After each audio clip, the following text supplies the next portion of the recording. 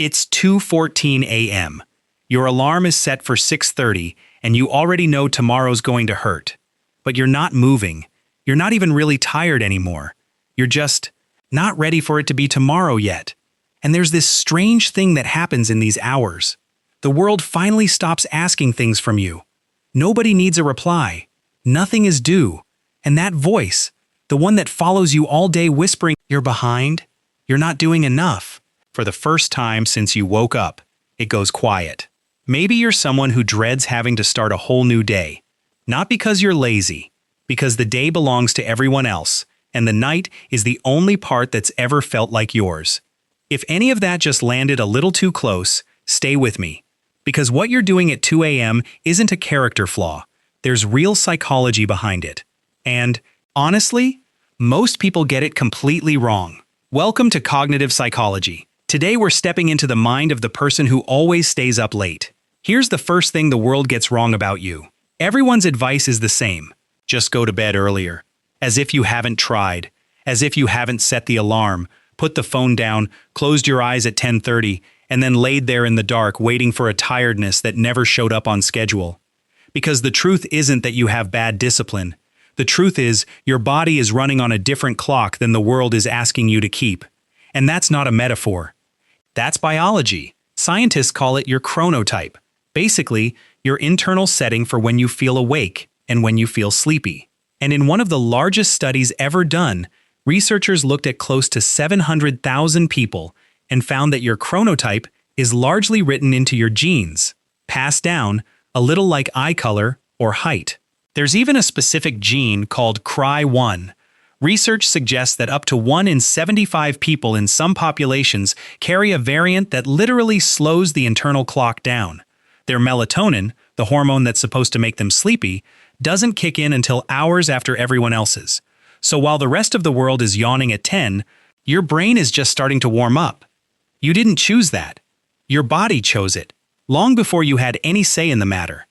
But biology is only half the story. Because the reason you stay up isn't only your genes. It's what the night gives you that the day never does. Think about what your daytime actually is. Your time belongs to your boss, your family, your inbox, the group chat that never stops buzzing. You're on. You're available. You're performing being fine. And by the time the house finally goes quiet, you're not just physically tired. You feel drained in a way that's hard to explain. Like the day quietly took something from you and never gave it back. Then the notifications stop. The silence settles in. And for the first time all day, your body and your mind just relax. Because you finally know nobody else is going to need anything from you. Some people recharge by sleeping. You recharge by existing. In a space that is, for once, completely your own. That quiet isn't you avoiding your life. It might be the only room in your whole day where you get to just breathe and think. You don't stay up because you love being tired.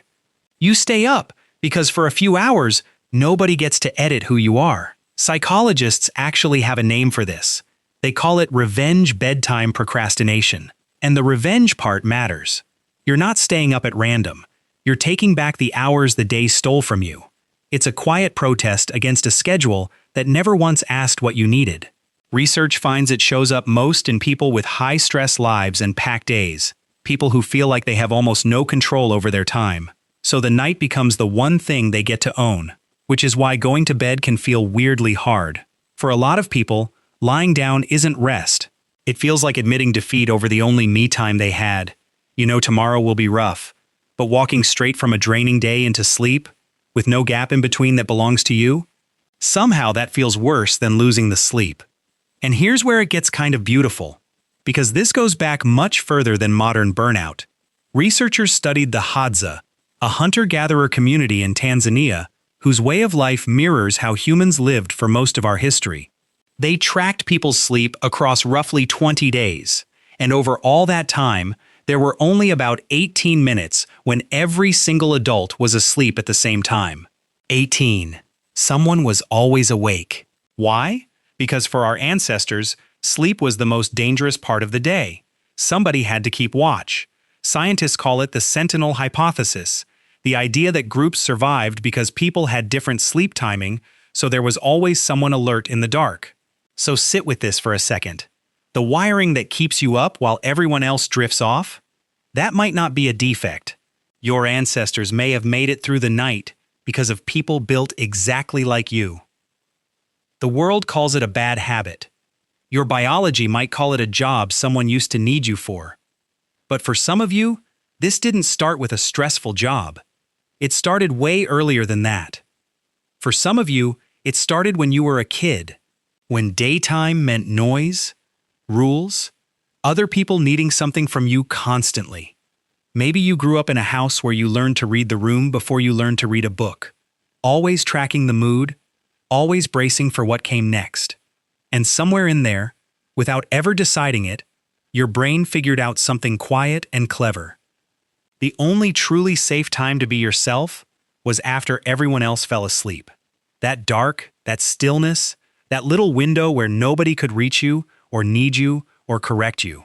And now, years later, you're still guarding that window, still up past midnight, protecting it. Not because something's wrong with you, but because a part of you learned, really early, that the night was the one place that was ever fully yours. And if something in your chest just tightened reading that, you're really not the only one. So where does that leave you? Not with a lecture about becoming a 5 a.m. person. Just a few things worth holding on to. First, the problem was never that you stay up late. The problem is how long you've been punishing yourself for it. Dragging out of bed each morning calling yourself lazy, when the guilt was doing more damage than the hours ever did. Second, be honest about why you're up. There's a difference between the night that feeds you, the one where you finally get to breathe, think, create, and the night you're hiding in because tomorrow feels like too much. Both are human, but only you know which one you are right now, and that's worth being gentle and honest about. And third, you don't have to fix a brain that was never broken. You just have to understand it well enough to stop fighting it. You look quiet in the morning because you were busy meeting yourself at night. So the next time it's 2 a.m. and that old voice whispers, "What's wrong with you?" Maybe the answer is nothing. Maybe you were simply built to come alive in the quiet, and you're finally starting to understand why. If any part of this felt uncomfortably like your own life, tell me in the comments. When you stay up late, is it more that your mind won't switch off, or that the night is the only time you feel fully like yourself? I read those. And here's the thing we didn't get to tonight. For a lot of these same people, the mind doesn't just stay awake, it stays stuck, replaying old conversations for hours after they ended. That's the next layer, and it's a strange one. So subscribe and stay with Cognitive Psychology, so we can keep decoding the quiet corners of the mind together. Send this to the friend who's always still online at 3 a.m. They'll know exactly why. Take care, and I'll see you next time.